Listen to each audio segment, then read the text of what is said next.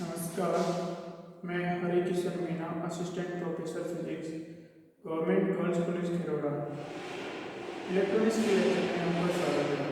आज हम लोग पढ़ेंगे किस प्रकार से वायु प्राचल को, अगर हमें वायु प्राचल ज्ञात हो किसी जल की तो हम लोग जेड प्राचल ज्ञात कर सकते हैं, और अगर हमें वायु प्राचल ज्ञात हो तो किस प्रकार से हम एच प्राचल ज्ञात कर सकते हैं, और एच प्राचल ज्ञात हो तो किस प्रकार से हम लोग वायु प्राचल ज्ञात कर सकते हैं। इससे पहले हमने जेड प्राचल और वायु प्राचल को आपस में बदलना, और अगर जेड पैरामीटर हमें ज्ञात है तो हमको वाई एच पैरामीटर ज्ञात करना, ये हमने पिछले लेक्चर में पढ़ा था। तो इस लेक्चर में हम पढ़ेंगे अगर हमारे पास में एच प्राचल है तो किस प्रकार से हम जेड प्राचल ज्ञात कर सकते हैं, और वाई एच प्राचल को किस प्रकार से एक दूसरे में बदल सकते हैं। तो हम लोग अभी पढ़ेंगे एच प्राचल को क्या करेंगे, एच प्राचल को जेड प्राचल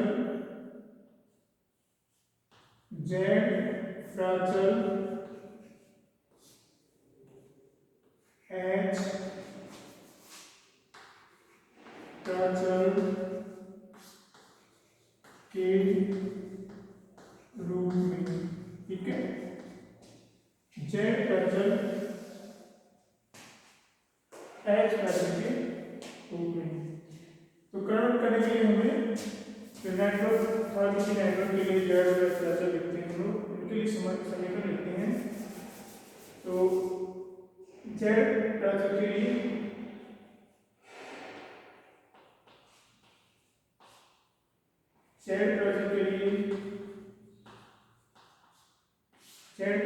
कौन से समीकरण थे हमारे पास? एक था v1 equal to z11 i1 plus z12 i2। समीकरण नंबर 1 से हमारे पास में, और v2 equal to z21 i1 plus z22 i2। ये समीकरण नंबर 2। ये दोनों हमारे जेड प्राचल के वोल्टा और धारा में जेड प्राचल के संबंध है।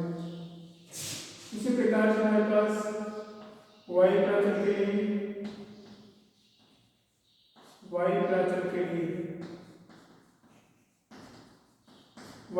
लिए क्या है? I1 equal to y1 1 p1 plus y12 v2। ये हमारा समीकरण नंबर 3। और I2 equal to y21 p1 plus y22 v2, समीकरण नंबर 4। ये हमारे वायु प्राचल के लिए वोल्टा और धाराओं में वायु प्राचल का वोल्टा और धाराओं से क्या संबंध है समीकरण। उसी प्रकार से हमारा हाइब्रिड है एच प्राचल के लिए। एच प्राचल के लिए क्या होगा हमारा? v1 equal to h11 i1 plus h12 v2, समीकरण नंबर 5। और एक है हमारे पास में i2 equal to h21 i1 plus h22 v2। ये हमारे एच प्राचल के लिए समीकरण है। हमने पिछले लेक्चर में हमने ज्ञात किया है किस प्रकार से जेड प्राचल हमें ज्ञात हो तो वाई प्राचल ज्ञात कर सकते हैं, वाई प्राचल ज्ञात हो तो जेड प्राचल ज्ञात कर सकते हैं, और जेड प्राचल हमें ज्ञात हो तो किस प्रकार से हम लोग एच प्राचल ज्ञात कर सकते हैं। हम लोग इस लेक्चर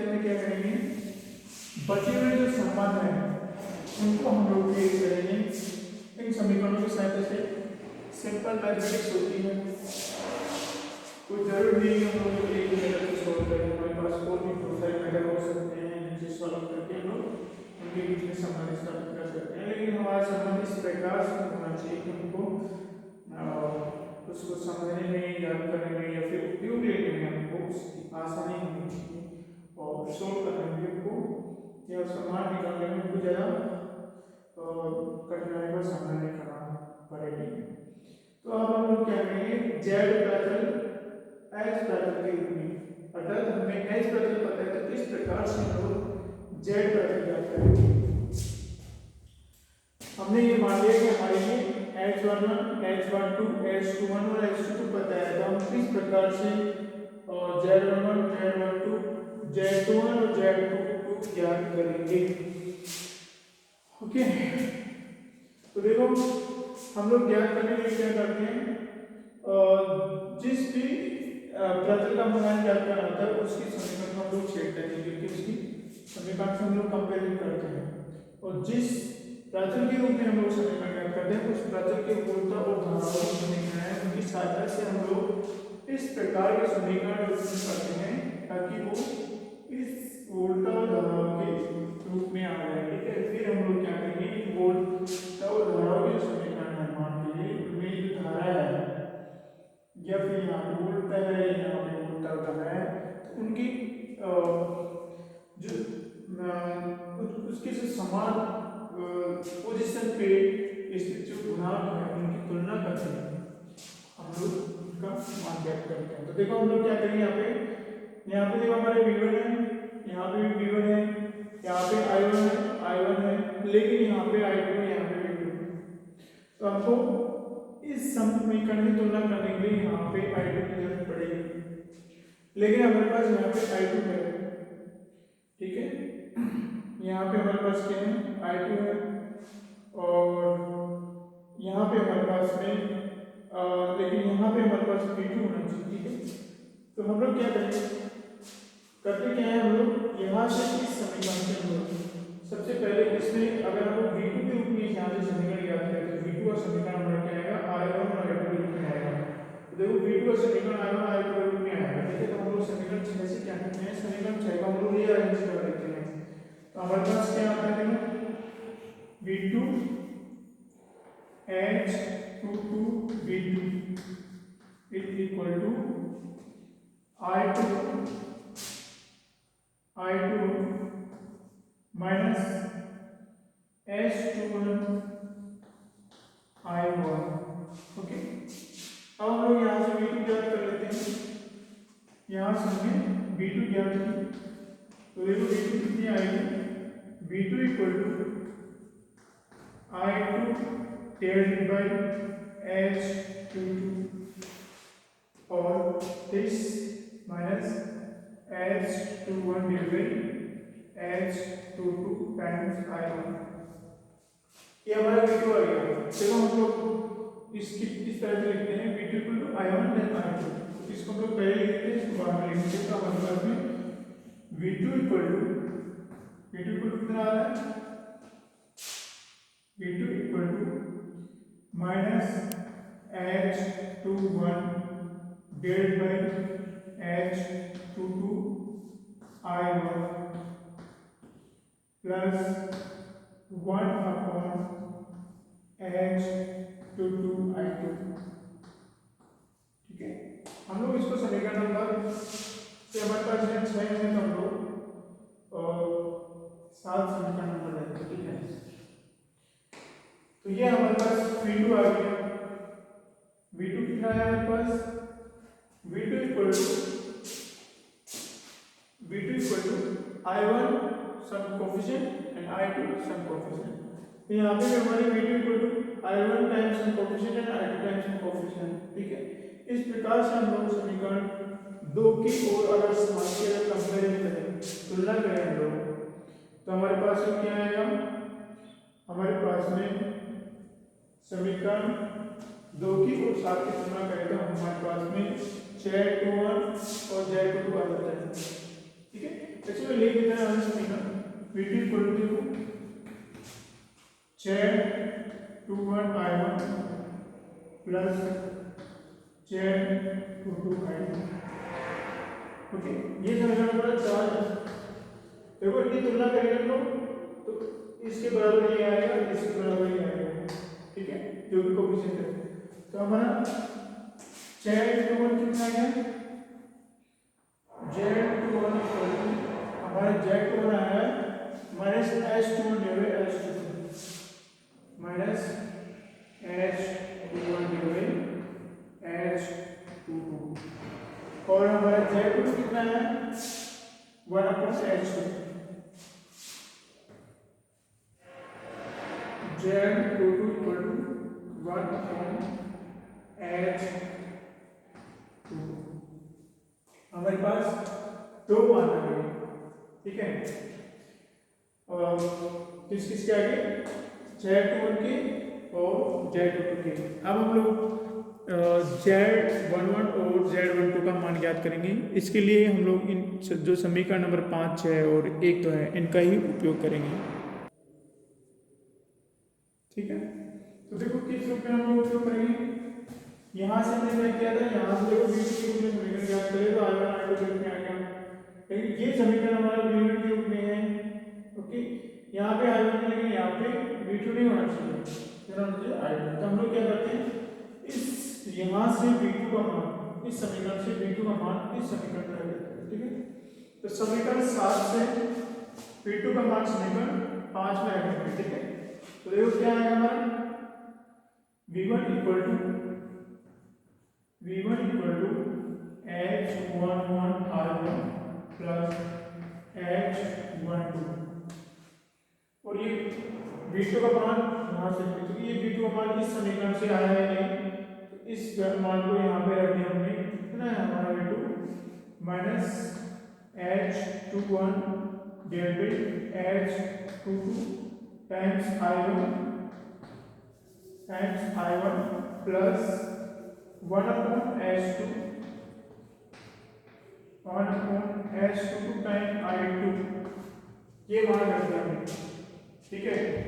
अब लोग इसको इससे मल्टीप्लाई करते हैं तो हमारा क्या आएगा, V1 equal to H11 I1 plus H22 से मल्टीप्लाई किया तो हमारे क्या आया माइनस में, माइनस में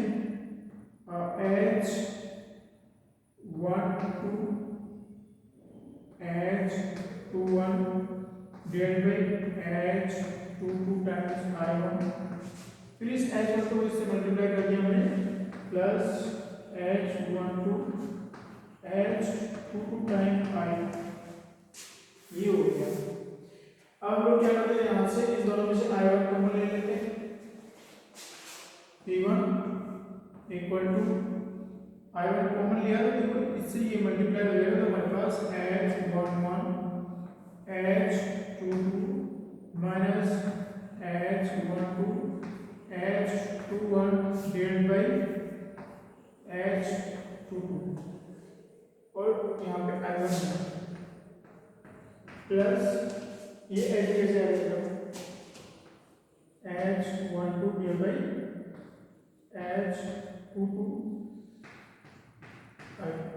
ठीक है। हमने यहाँ से लिख दिया, दोनों में I1 है तो I1 को ले लिया और इसको इससे मल्टीप्लाई करके यहाँ लिख दिया और ये पे कहीं हम लोग दोनों को सॉल्व कर देंगे तो ये हमारे पास भी इस रूप में समीकरण आ गए। ओके, अब देखो हमारा जो H प्राचल है उसमें हम लोग जो H प्राचल को मैट्रिक्स के रूप में इस प्रकार लिखेंगे या फिर सारणी के रूप में डेल्टा H इक्वल टू सारणी के रूप में H11 H12 H21 H22, ठीक है। और इसको हम लोग सोल्व करेंगे, हमारे पास क्या आता है equal to this multiply by this minus this multiply by this H11 H22 minus H12 H, तो ये हमारा डेल्टा H कितना आ गया, ये आ गया। तो हम लोग क्या करते हैं, ये जो वैल्यू है इसके बराबर है डेल्टा H के बराबर, डेल्टा H लिख देते हैं यहाँ पे। सो V1 इक्वल टू कितना हो गया हमारा, ये V1 है delta H divide by H22I1 plus H12H22I2। ठीक है, ये हमारा समीकरण नंबर 7 है। इसके बाद हम लोग 8 नंबर समीकरण। ओके, अब हम लोग देखो समीकरण 8 की समीकरण 1 से कंपैरिजन करते हैं। तो हमारे पास में एक नंबर समीकरण क्या है, v1 equal to Z11 I1 plus Z12 I2।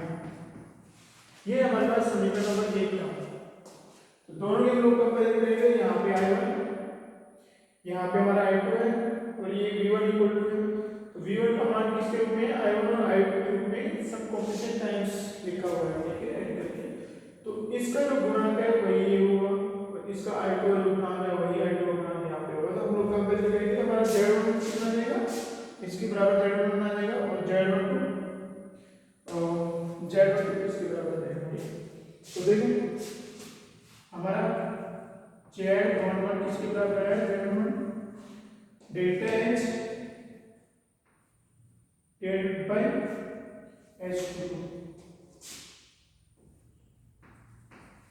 Delta H यानी H22 और Z12 कितना है हमारा,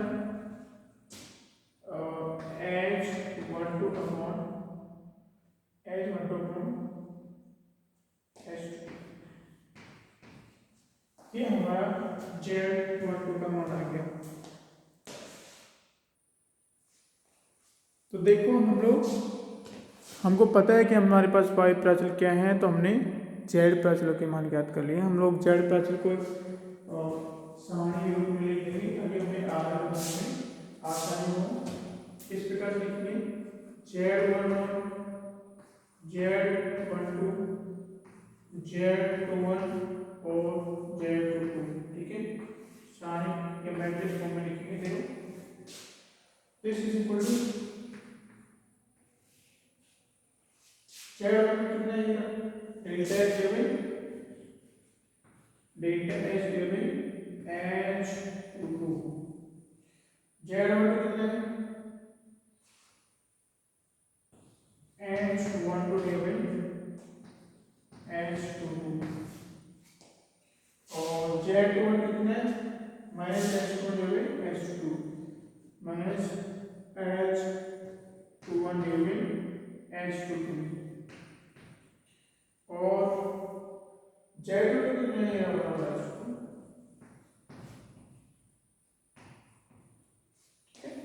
तो हमें अगर से हमें ये H प्राचल पता है, हम लोग आसानी से Z प्राचल ज्ञात कर सकते हैं। इसी प्रकार से हम लोग Y और H प्राचल में आपस में संबंध स्थापित कर सकते हैं। वो संबंध क्या है, अभी हम लोग स्थापित करके देखते हैं कि वो संबंध किस प्रकार से स्थापित कर सकते हैं। तो मैथमेटिकल कैलकुलेशन होता है और इस प्रकार से हम चीजें हमको लगे उसी प्रकार से स्थापित कर सकते हैं और ज्ञात कर सकते हैं। ठीक है,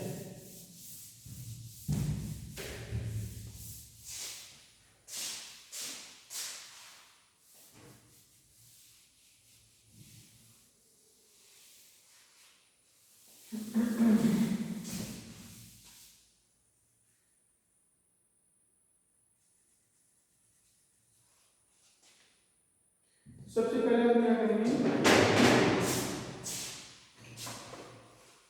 सबसे पहले हम लोग ये मानिए कि हमारे पास में y प्राचल है। हम लोग जानते हैं कि y प्राचल के मान क्या क्या हैं।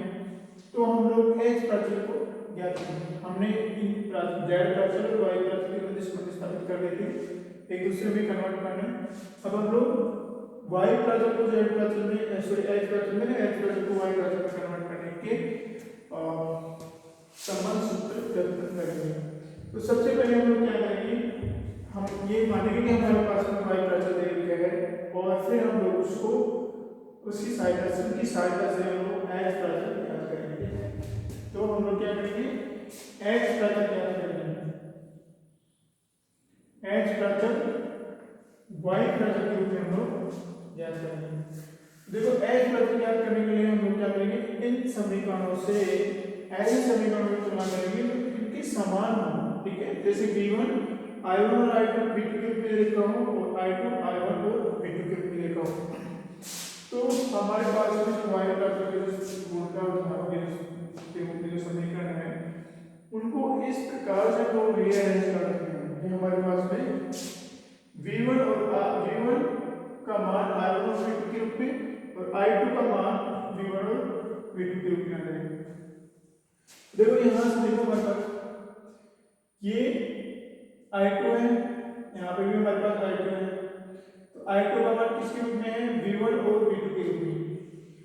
v2 तो है यहाँ पे लेकिन यहाँ पे v1 नहीं है, तो हम लोग यहाँ पे i1 को रिप्लेस करेंगे, सॉरी यहाँ पे i1 को नहीं, यहाँ पे i2 का मान i1 और v2 के रूप में, यहाँ पे i2 का मान v1 और v2 के रूप में, तो यहाँ पे i1 नहीं है, तो हम लोग इस समीकरण से i1 का मान रखेंगे, तो हमारे पास में जो समीकरण आएगा v1 और v2 के रूप में आ जाएगा। ठीक है, और यहाँ पे हमारा जो समीकरण है वो किसके रूप में है, ये समीकरण हमारा i1 और v2 के रूप में है। तो देखो हम लोग इसको v इस समीकरण को अगर रीअरेंज कर दे तो ये v1 के रूप में जो समीकरण है, v1 का जो मान आएगा वो i1 और v2 के रूप में आएगा। ठीक है, यहाँ पे i1 हम लोग समीकरण 3 को रीअरेंज करते हैं, तो हमारे पास क्या आएगा समीकरण 3 को रीअरेंज करने में, देखो v1 y11 equal to i1 minus y12 v2। ठीक है, हम लोग यहाँ से v1 इक्वल टू करने के लिए इसमें से भाग लगाते हैं, इसका v1 इक्वल टू i1 या कहो कि 1 upon y11 i1 minus y12 minus y12 upon y11। ठीक है, ये हमारा समीकरण आ गया v1 का i1 v2 के रूप में। देखो हमारे समीकरण v1 का i1 और v2 के रूप में, देखो मैं इसको इसके नीचे लिख देता हूँ ऐसे करके, हमारा v1 है equal to h11 i1 plus h12 v2। ठीक है, तो हम लोग ये दोनों ही कंपेयर कर सकते हैं कि v1 का मान है i1 v2 के रूप में और उसमें कोफिशिएंट टाइम लिखा हुआ है, यहाँ पे v1 का मान, तो ये ऑफ कोर्स दोनों कोफिशिएंट बराबर होंगे। ठीक है, तो हम लोग संगत कोफिशिएंट की उसे तुलना करें तो हमारे पास क्या आता है, हमारे पास h11 का मान आएगा, देखो h11 का मान कितना है, h11 कितना हमारा 1 अपॉन y1, तो हमारा h11 कितना आ गया 1 अपॉन y11, ये तो हमारा h11 आ गया, और h1 कितना आ रहा है हमारा y12 अपॉन, देखो ये पॉजिटिव है नेगेटिव, माइनस का y12 अपॉन y11 आएगा। ठीक है, हमारा h12 equal to minus y12 upon y11। हमने h11 और h12 को याद कर लिया, सिर्फ थोड़ा सा बदलाव करके हमने इस समीकरण की तुलना की। अब देखो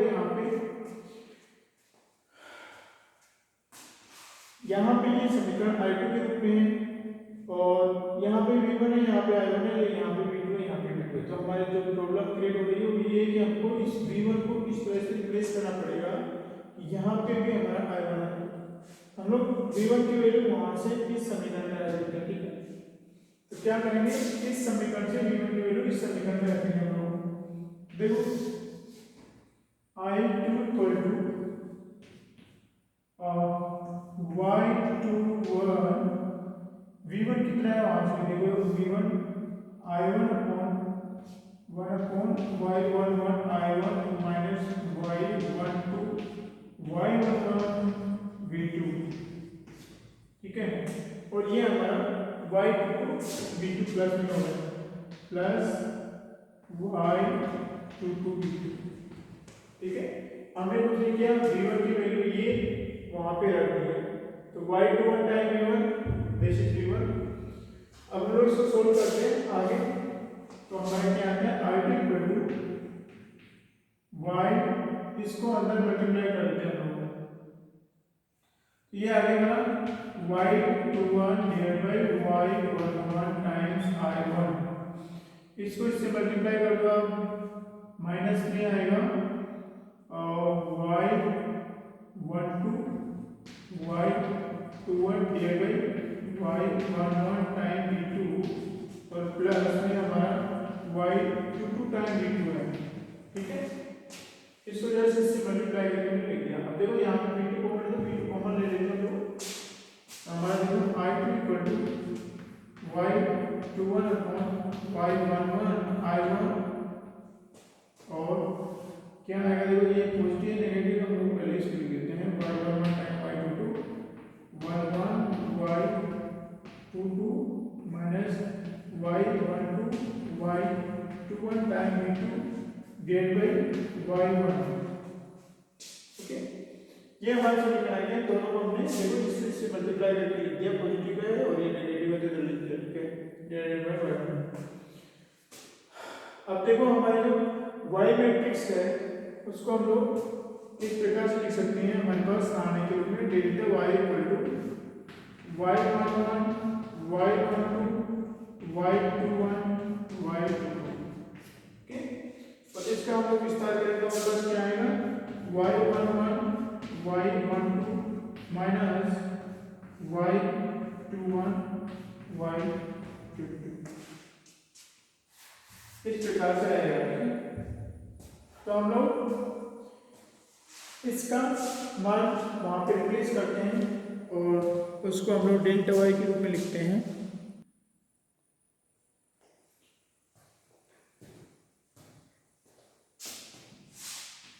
this minus this y11 y22 minus y12 y12 y21। ठीक है, तो ये delta Y equal to this, तो ये कितना हुआ डेल्टा वाई के ऊपर का, तो हम लोग i2 को और अच्छे फॉर्म में किस प्रकार से लिखते हैं, देखो i2 equal to y21 divide by y11 i1 और प्लस में है ये हमारा प्लस में हमारा delta y divide by y11 v2। ये हमारा इस समीकरण के समतुल्य है जो कि i1 और v2 के रूप में है, तो हम लोग इस समीकरण की समीकरण से तुलना कर देते हैं। देखो i2 equal to h21 i1 plus h22 v2। देखो i1 है v2 है और ये भी i2 है, तो ऑफ कोर्स दोनों बराबर होना चाहिए, दोनों बराबर। किस प्रकार से हमारा आएगा h22 equal to this y1 divide by y11 और ये h21 है और h22 equal to this h22 delta Y divide y1। ठीक है, तो ये हमारे h1 h12 h21 h22 इनका मान y प्राचल के रूप में आ गया, इसी का निकालना है कि h प्राचल y प्राचल के रूप में हम इसको सामान्य रूप में अच्छी तरह लिख सकते हैं, वो भी h11 h12 h21 h22। तो इस प्रकार से लिखेंगे लोग कि हमारे मान होंगे h11 1 upon y11 h12 minus y12 upon y11 h21 y21 upon y11 और ये h22 क्या हो गया डेल्टा y अपॉन y1। इस प्रकार से हमारे ये मैट्रिक्स है, इस मैट्रिक्स को करते हैं कि अगर हमारे पास में वाई प्राचल है तो हम लोग किस प्रकार से जेड प्राचल ज्ञात कर सकते हैं, एच प्राचल ज्ञात कर सकते हैं। अब हमारा ये जो होता है हमेशा कि एक प्रकार की प्राचल हमने दूसरे प्रकार की प्राचल हमें ज्ञात करना होता है, तो हमको ये ऐसे ऐसे ध्यान रखना चाहिए। और डेल्टा वाई में हमारा हमें पता रहना चाहिए डेल्टा वाई क्या है, तो हम लोग इसको इस रूप में लिखते हैं। और तो हम लोग अगर ये मैट्रिक्स याद कर लेते हैं तो हमारे पास में जैसे ही हमारे पास में ये वाई प्राचल आते हैं तुरंत हम लोग इनकी कंपेयर करके संगत एच प्राचल ज्ञात कर सकते हैं। ठीक है, अब हमारा यहाँ जो लास्ट कंपेरिजन बच गया वो बच गया अगर हमारे पास एच प्राचल देखा तो हम लोग किस प्रकार से वाई प्राचल ज्ञात करेंगे। ठीक है, हमारे पास कौन सा प्राचल देखो एच प्राचल देखा हो तो किस प्रकार से वाई प्राचल ज्ञात कर सकते हैं, उसको भी हम लोग लगे हाथ ज्ञात कर ही देते हैं। चलो किस प्रकार से ज्ञात करते हैं हम लोग।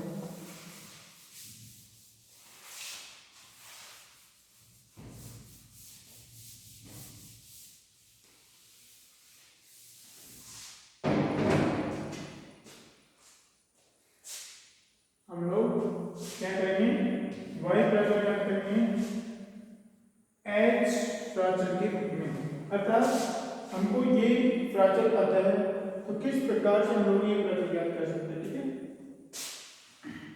तो ये प्राचल ज्ञात करने के लिए हमको ये समीकरण को आइडेंटिफाई करने पड़ेंगे और इन समीकरणों को किस प्रकार से रीअरेंज करेंगे कि वो इस फॉर्म में आ जाए। ठीक है, तो देखो यहाँ पे अगर हम लोग I1 को रीअरेंज करें तो I1 किसके रूप में आ जाएगा, V1 और V2 के रूप में। तो यहाँ पे I1 V1 और V2 के रूप में तो हम लोग समीकरण 5 से देखो समीकरण 5 को रीअरेंज करेंगे H11 I1 equal to V1 minus this one H12 and V2। इसको रीअरेंज कर दिया हमने। यहाँ से हम लोग I1 का मान ज्ञात कर सकते हैं। तो I1 का मान कितना आएगा, देखो I1 इक्वल टू इसका भाग लगा देते हैं हम लोग 1 अपॉन H11 टाइम V1 और minus H12 divide by H11 V2। तो देखो हमारे पास यहाँ पे भी I1 V1 और V2 के रूप में है, यहाँ पे भी I1 V1 और V2 के रूप में है। तो समीकरण इस तीन की समीकरण से तुलना कर सकते हैं हम लोग I1 equal to Y11 V1 plus Y12 V2। ये हमारा समीकरण नंबर 3 है। हम लोग दोनों की तुलना करते हैं, तुलना करने के बाद में हम लोग Y प्राचल Y11 और Y12 याद कर सकते हैं। देखो यहाँ जब हम कंपेरिजन करेंगे तो हमारे पास क्या आएगा, Y11 कितना आएगा हमारा 1 और H1, तो हमारा Y11 इक्वल टू 1 और H11 आएगा। और हमारा Y12 कितना आएगा, Y12 कितना आएगा, Y12 1 H12 minus H21 minus H12 और H11। ठीक है, कितना सिंपल है, बहुत सिंपल है। इसी प्रकार से हम लोग इन समीकरणों को इस प्रकार से रीअरेंज कर सकते हैं कि इस समीकरण की तुल्य आ जाएगी समीकरण। ठीक है, तो देखो यहाँ पे I2 है और I2 I1 और V2 के रूप में है। तो यहाँ पे I2 V1 और V2 के रूप में, तो हम लोग यहाँ पे I1 को इस प्रकार से लिखेंगे कि ये समीकरण यहाँ पे V1 आ जाएगी और यहाँ पे V2 आ जाएगी। तो हम लोग क्या करेंगे, इस जो समीकरण है I1, इस I1 का मान इस समीकरण से रखते हैं और इस समीकरण से हमने I1 का मान कहाँ पे ज्ञात किया, ये रहा। ठीक है, इस समीकरण को हमने रीअरेंज करके I1 का मान निकाला, ये रहा। इस मान को हम लोग यहाँ पे I1 के रूप में रख देंगे, तो यहाँ पे रखने का क्या होगा, ये समीकरण भी V1 V2 के रूप में आ जाएगा। I2 इक्वल टू H21 और I1 का मान क्या रखते हैं, यहाँ से I1 का मान रखना है, यहाँ से 1 और H11 V1 माइनस H12 और H11 V2। ओके, और फिर हमारे पास एक नंबर बची ये तो H21 टाइम आयरन आयरन का मान वहां से रखा हमने, फिर उसके बाद प्लस में H22 टाइम V2। अब हम लोग इसको सोल्व करते हैं तो I2 equal to H21 divide by H11 V1, फिर इसको इससे मल्टीप्लाई करते हैं तो minus H12 H21 divide by H11 V2 plus H22 V2। ठीक है, तो देखो यहाँ पे हमने इसको इससे मल्टीप्लाई करके लिख दिया और इसको इससे मल्टीप्लाई करके ये लिख दिया। ठीक है, और फिर हमारे पास ये V2 है, यहाँ पे भी V2 है, तो यहाँ पे हम दोनों में से V2 कॉमन ले लेते हैं। तो देखो क्या आता है I2 equal to H21 divide by H11 V1, फिर हमने दोनों में से V2 कॉमन लिया तो इसको इससे मल्टीप्लाई करते हैं तो plus H11 H22 H22 minus में ये है H12 H21 times V2 divide by, okay, इसमें से हमने V2 कॉमन ले लिया, दोनों से V2 कॉमन लेने के बाद में इसको इससे मल्टीप्लाई करके हमने यहाँ पे लिख दिया कि पॉजिटिव है H1 H2 और ये हमारा नेगेटिव है, तो ये नेगेटिव है, ये आ गया H12 H21। अब देखो ये क्या है हमारा, ये हमारा H मैट्रिक्स है, उसका सारणी क्या है delta H equal to H11 H12 H21 H22। ठीक है, और इसका मान आएगा हमारे पास में this is equal to H11 H22 minus H12 H21। ठीक है, तो हम लोग ये जो हमारा H22 H21 है, इसको हम लोग इससे डेल्टा S से रिप्लेस कर देंगे, फिर डेल्टा S का बराबर है, तो हमारे पास में जो इक्वेशन आएगा क्या आएगा I2 equal to H21 divide by H11 V1 plus delta H divide by H11 V2।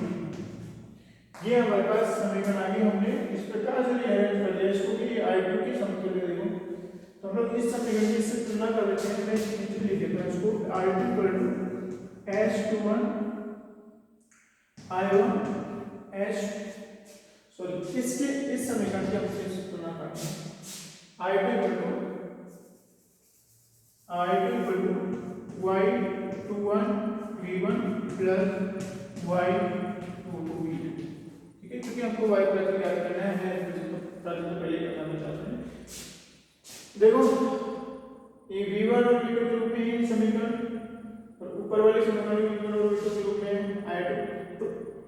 I2 का मान है, तो यहाँ पे हम देखो ये दोनों बराबर होने चाहिए, ये दोनों बराबर होने चाहिए। देखो क्या क्या आ गया मेरे पास Y21 कितना आ गया Y21 इक्वल टू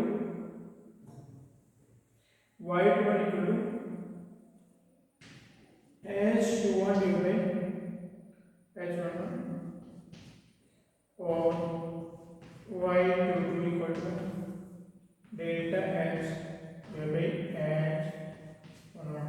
ठीक है, ये हमारे Y प्राचल H प्राचल के रूप में आ गया था। हमें H प्राचल ज्ञात है तो हम लोग इस प्रकार से Y प्राचल ज्ञात कर सकते हैं। इसको सारणी के रूप में इस प्रकार से लिखेंगे, हम लोग देखो Y11 Y12 Y21 Y22।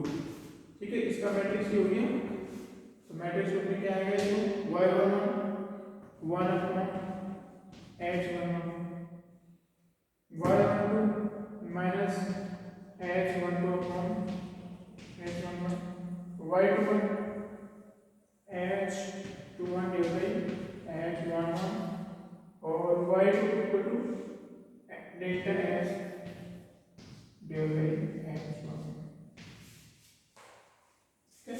तो इस प्रकार से हमने आसानी से H प्राचल की सहायता से हमने Y प्राचल ज्ञात कर लिया।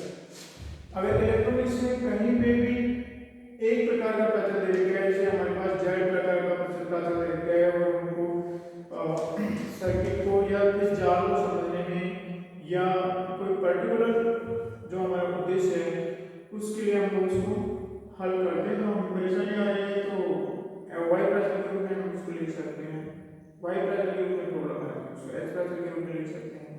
इसी प्रकार से अन्य प्रकार के प्रेशर दे रहे कि हम इसे एच दे तो वाई दे तो उसको हम लोग कन्वर्ट कर सकते हैं और कन्वर्ट करने के समीकरण में लिखे हैं वो है।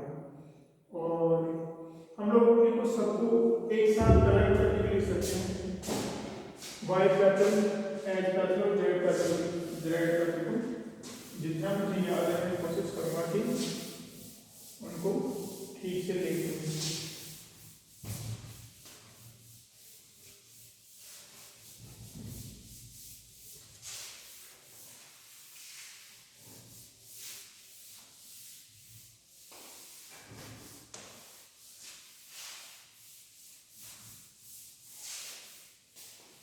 ठीक है, हम लोग क्या करेंगे, एक ऐसी सारणी बनाएंगे, इस सारणी की सहायता से हम लोग एक प्राचल को दूसरे प्राचल में इजीली कन्वर्ट कर सकते हैं। हमको वैसे याद रहती है पहले को तो, पर फिर भी हम लोग अगर पूरे जो सभी प्राचल है उन प्राचलों को हम लोग इस प्रकार से अरेंज करके लिख सकते हैं ताकि एक सारणी का रूप हो जाए।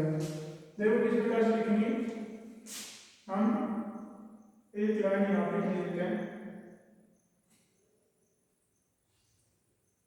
एक लाइन यहाँ पे बनाते हैं,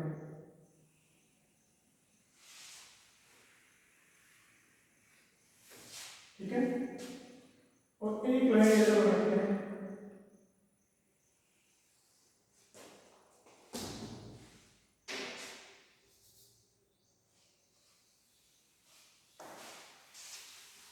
मैंने पूरे कोड से बनाया, ठीक है।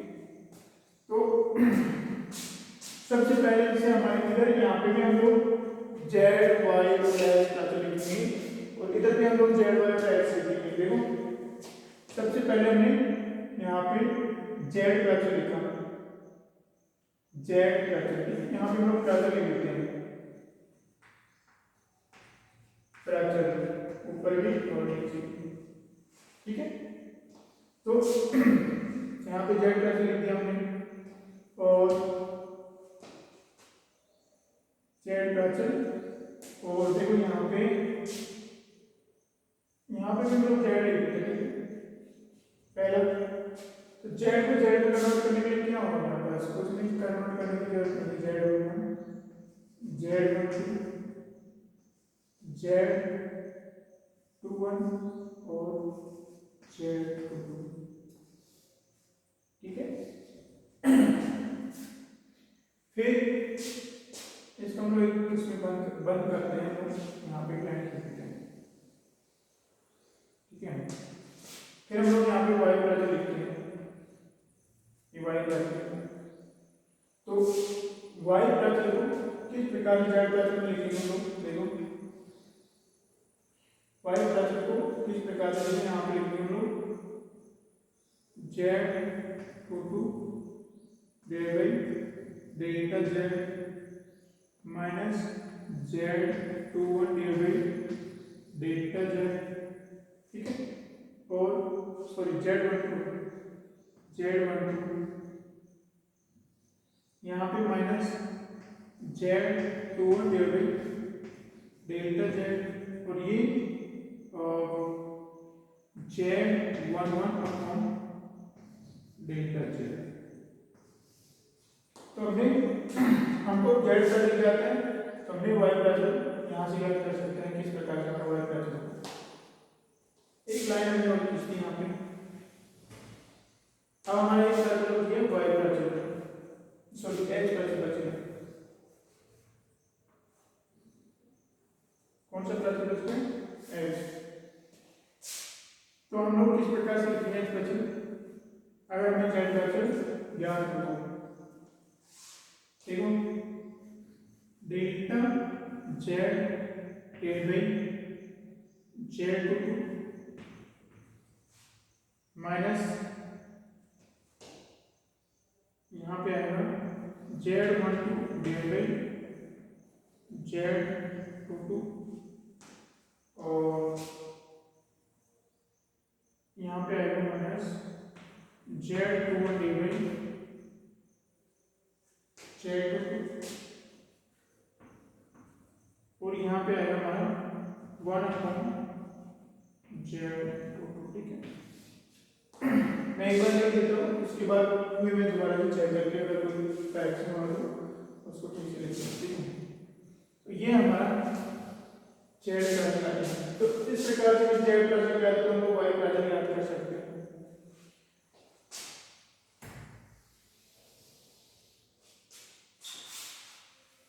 इसकी जरूरत नहीं है। ठीक है, अब हम लोग यहाँ पे लिखते हैं वाई प्राचल। वाई प्राचल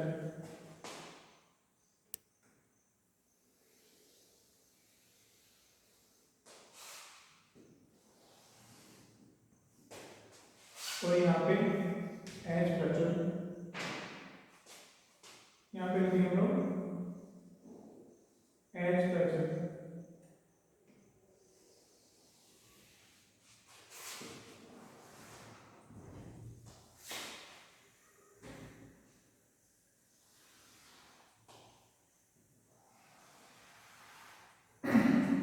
तो देखो वाई प्राचल को वाई प्राचल किस प्रकार से लिखेंगे हम लोग, क्योंकि बदलने की जरूरत नहीं है, सेम है y11 y12 y21 और y22।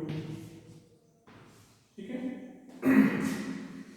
और हम लोग एच प्राचल का किस प्रकार से लिखेंगे, वो सेम है, हम लोग h11 h12 h21 h22। ठीक है, ओके, हम लोग इस लिए लिखते हैं कि जैसे हम लोग वाई प्राचल को जेड प्राचल में याद करना, तो इसके संगत हम लोग ये याद कर लेते हैं, ये ना इसके संगत ये ना। ठीक है, जेड प्राचल क्या था, हमको वाई के लिए वाई याद नहीं है, हम लोग इजीली याद कर सकते हैं। तो हमने कहा जिस प्रकार से जेड प्राचल को वाई प्राचल में लिखा है, उसी प्रकार से वाई प्राचल अगर याद हो तो लोग जेड प्राचल याद कर सकते हैं। तो हमारा आएगा y22, देखो y22 divided by delta y minus y12 divided by delta y minus y21 divided by delta y और y11 अपॉन डेल्टा y। ठीक है, ये हमारी मैट्रिक्स है। और किस प्रकार से हम लोग अगर हमारा वाई प्राचल क्या नाम वाई प्राचल याद है तो किस प्रकार से इस प्राचल के रूप में लिख सकते हैं। देखो ये इस प्रकार से लिखा जाएगा,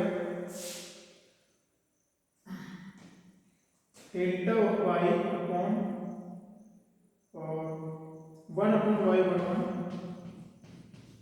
1/y11 और यहाँ पे है हमारा माइनस नहीं प्लस y21 अपॉन y11।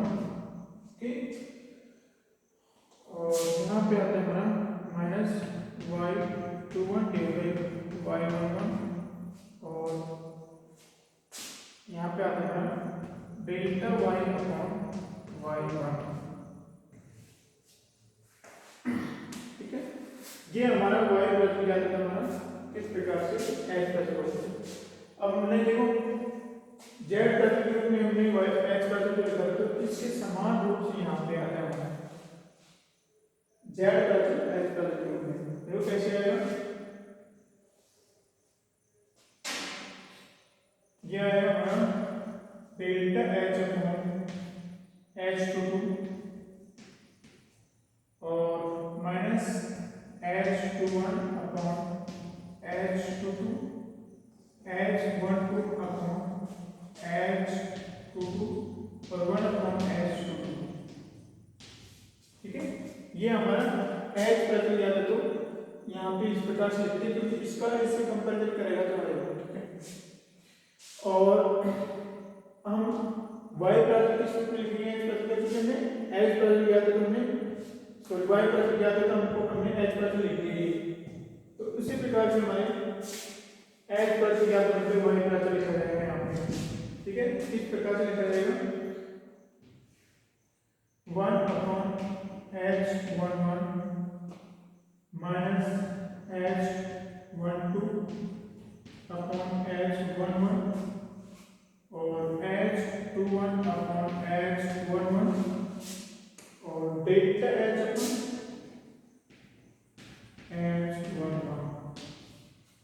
ठीक है। एक बार मुझे चेक कर लें तो उसके बाद मैं बताऊँगा कि वास्तव में सही है। आई थिंक जितना मैंने समझता हूँ उतना मैंने सही लिखा है, इतना याद है, फिर भी देख लेता हूँ। जितना मुझे बताया मैं कोई करेक्शन करने की जरूरत नहीं है, सारे सही है। तो यहाँ पे देखो, इसको एक बार पुनः समझिए। हमको जैसे जेड प्राचल ज्ञात है तो किस प्रकार से हम लोग इन प्राचलों को ज्ञात करते हैं, इनका ये होंगे। और वाई प्राचल हमें ज्ञात है किस प्रकार से हम लोग जेड वाई और एच ज्ञात करेंगे, वो इसमें तरीका है। और एच प्राचल ज्ञात है तो हम लोग किस प्रकार से जेड वाई और एच ज्ञात करेंगे, वो उसमें तरीका है। या फिर हम लोग उल्टा भी कर सकते हैं कि एच प्राचल में ज्ञात, एच प्राचल अगर अज्ञात है तो किस प्रकार से जेड और वाई ज्ञात करेंगे, ठीक है। तो यहाँ से देखो बहुत इजी लगेगा, हमको एच प्राचल ज्ञात करना है, ठीक है। ये तो ज्ञात है, ये तो क्या है, ज्ञात प्राचल, ज्ञात प्राचल। ये कौन सा है, ज्ञात प्राचल है, और ये नीचे वाले अज्ञात है, ठीक है।